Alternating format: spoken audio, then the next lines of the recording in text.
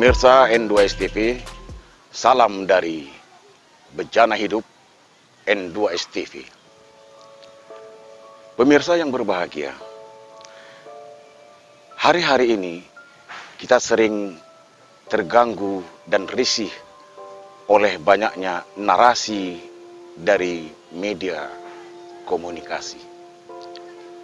Tetapi kalau kita ingin dan mau menelisik sejarah komunikasi, agaknya ilmu komunikasi adalah satu jurusan ilmu yang paling tua di muka bumi.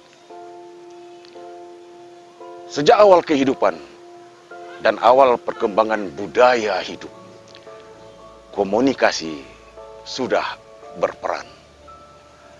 Baik itu melalui suara tangisan bayi, suara hewan, dan suara alam, desau angin, sebetulnya adalah lambang-lambang awal dari ilmu komunikasi.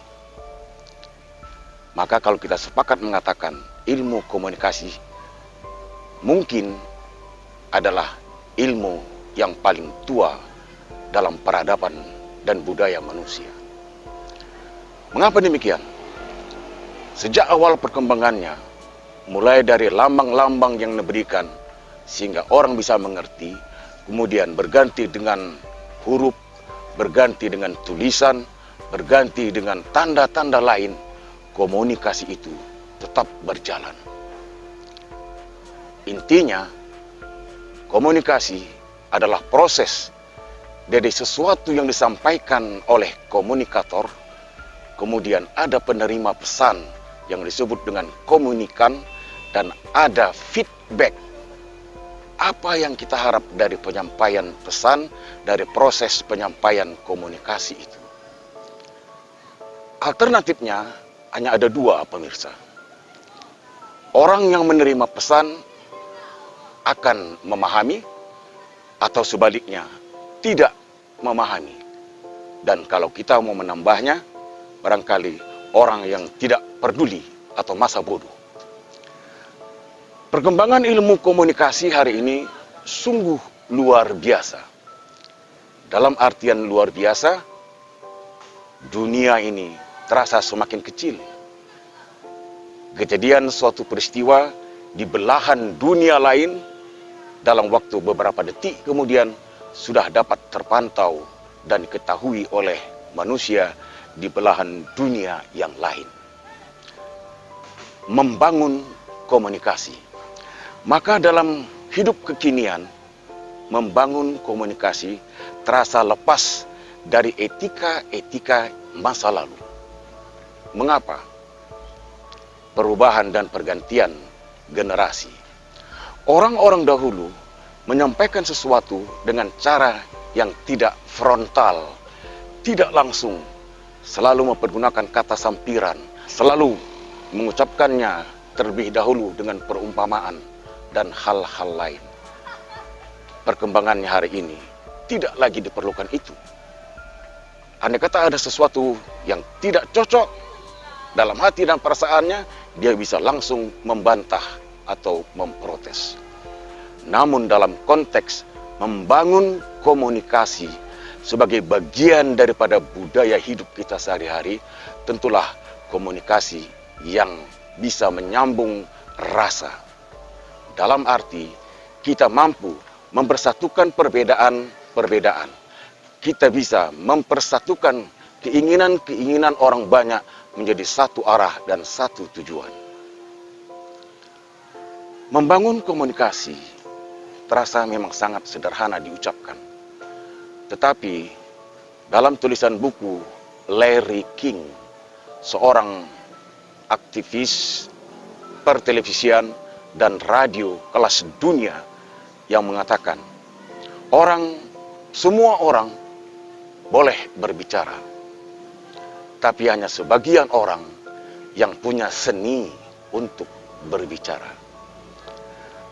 Maka pemirsa, mari kita perhatikan. Para siswa di sekolah memperhatikan guru-guru mereka mengkomunikasikan untuk menyampaikan materi pembelajaran. Seorang mahasiswa juga memperhatikan dosen-dosen pembina mereka ketika menyampaikan materi perkuliahan. Tetapi, kata orang, itu semua teori. Kenyataannya adalah dalam kehidupan kita, pada lahan kehidupan kita, mampukah kita membangun komunikasi dengan baik? Kalau mampu, berarti Anda termasuk orang-orang yang punya seni untuk berkomunikasi.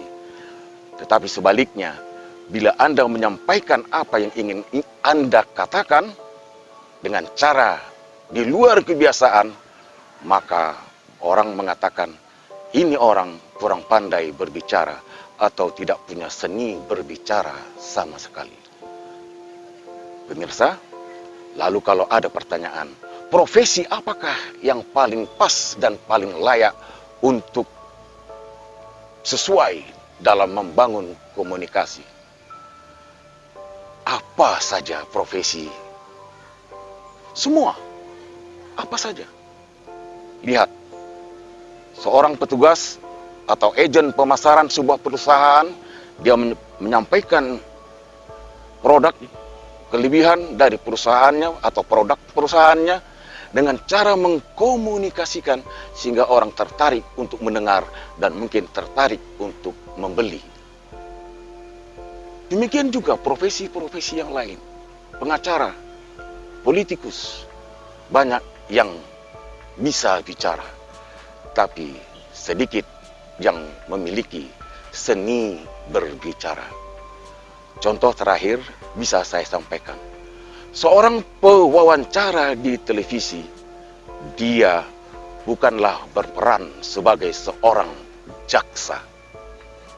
Pemirsa, mudah-mudahan bermanfaat bagi kita untuk melaksanakan komunikasi dalam lahan kehidupan yang masih akan kita jalani.